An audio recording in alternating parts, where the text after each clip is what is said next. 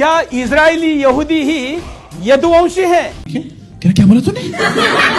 जो महाभारत के युद्ध के बाद पश्चिम के देशों में जाकर बस गए थे। दोनों के नामों का अर्थ भी समान है और दोनों का विजय होने तक लड़ने का जुनून भी समान है। क्या यहूदी ही यादव है? हमास यहाँ पर टारगेट करने की कोशिश कर रहा है। देखिए इस समय हालत, यहाँ सिचुएशन कितनी गंभीर बनी हुई है। लगातार कोशिश देखिए इस समय। आवाज सुनाई दे रही है आपको? नहीं, आवाज सुनाई दे रही है आपको? वो उधर इजरायल और पैलेस्टाइन का युद्ध शुरू हुआ और इधर इंडियन मीडिया की मौज आ गई। ग्राउंड पर प्रत्यक्ष इजराइल के रहने वाले हिंदी भाषी अबे जल्दी बोल। एक्सपर्ट आपको इजराइल का भी हाल बताएंगे। लगातार यहाँ पे आ रहे हैं, मीटिंग का दौर चल रहा है क्योंकि उन्हें मालूम है कि ये इलाका थोड़ी देर के लिए हमास से कब्जे में कर लिया। यूक्रेन रशिया पुराना बोरिंग हो चुका था, ऊपर से उसमें कोई हिंदू मुस्लिम का एंगल भी नहीं था, लेकिन इजरायल और पैलेस्टाइन मामले में इनको मिला बढ़िया नफरती एंगल। हिंदू मुस्लिम ना सही, जू मुस्लिम ही सही। क्या बात है, हिंदू जू भाई भाई करने लगे। आज तक वालों के कारनामे देखिए। ये इजरायल की ग्राउंड रिपोर्ट दिखाने हरियाणा गए थे।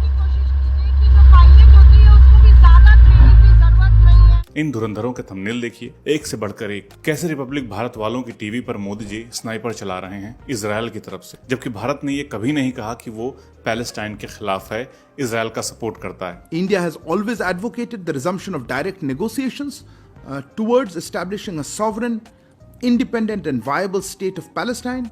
लेकिन ये मीडिया वाले किसी की सुने तब तो। ये देखिए टाइम्स नाउ नवभारत के एक रिपोर्टर साहब को इजरायली सोल्जर को इन्हें शांत रहने को बोलना पड़ा। अब इधर देखिए रूबिका लियाकत को, बेबाक, बेखौफ और बेझिझक रूबिका लियाकत सर सर कहते हुए भाग रही हैं और जबरदस्ती सेंसेशन क्रिएट करने की कोशिश कर रहे हैं। इतने से पेट नहीं भरा और कोई ढंग की स्टोरी नहीं मिली तो मोदी जी की तारीफ वहीं कर डाली। The government of India is very sure that we are with Israel and we are against any organization that tries to inflict war on you. ANI वाले भी वहां पहुंचे थे और वहां भी एक जानी पहचानी महिला से एक बार फिर मोदी जी की तारीफ करवा डाली। Thankful to Modi that he is supporting us, Israel, and he is doing a lot of things for us, for Israel and for our community in India.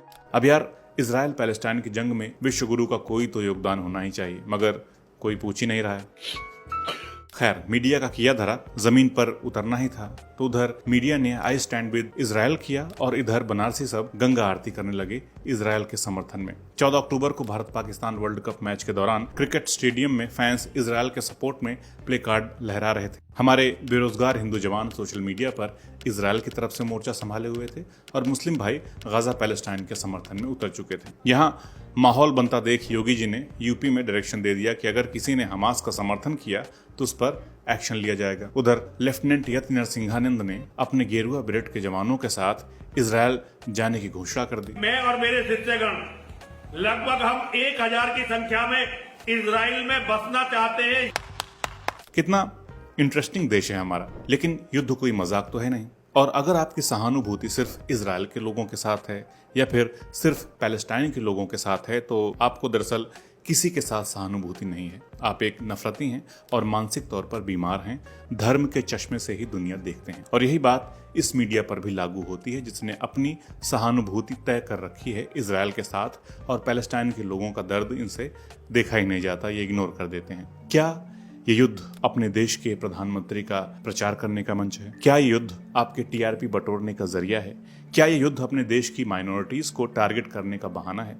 नहीं, लेकिन इंडियन मीडिया यही सर्कस कर रही है इजरायल जाकर, जबकि असल reporting करने वाली मीडिया के 21 रिपोर्टर इस वॉर में जान गंवा चुके हैं। पिछले 3 एपिसोड्स में हमने डिटेल में समझा कि इजरायल कैसे बना और पैलेस्टाइन के उजड़ने की दास्तान क्या है। और 7 अक्टूबर को शुरू हुआ ये युद्ध अब तक 4000 से ज्यादा जाने ले चुका है, जिनमें से 65% लोगों की उम्र 24 साल से कम थी, नौजवान थे वे। तबाही का मंजर इतना भयानक है कि शब्दों में बयां कर पाना नामुमकिन है। बच्चों की फोटोज हम सब ने देखी हैं। अपने देश में जो लोग मणिपुर के भाइयों के साथ ना खड़े हो सके वो लोग आज इजरायल जाने की बात कर रहे हैं, आई स्टैंड विद इजरायल लिख रहे हैं। ये सलमान खान के पोज में बैठी हुई रूबिका लियाकत मणिपुर में दंगों के कवरेज की बात आई थी तो अपने टीवी चैनल पर सैंडविच कवरेज शो कर रही थी। अपने यहाँ ग्राफिक्स बनाकर गाजा को लोग उड़ा दे रहे हैं, लेकिन अगर आप देखेंगे तो आपको जो वहाँ असल में रिपोर्टर काम कर रहे हैं उनके हालात देखकर वहाँ की असलियत समझ में आएगी। पत्रकारिता के जांबाज असल में होते कैसे हैं, इनसे मिलिए। छोटे बच्चे को हाथ में लिए इस पत्रकार का नाम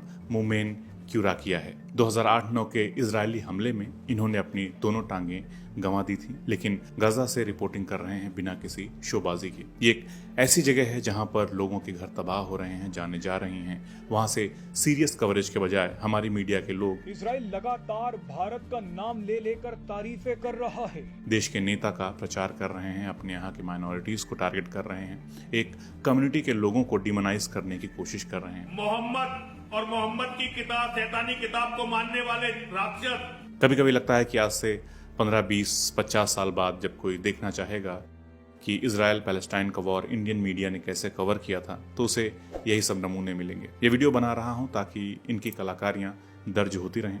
आप क्या सोचते हैं कमेंट बॉक्स में जरूर लिखिए। जल्द मिलते हैं एक नए वीडियो के साथ। नमस्कार।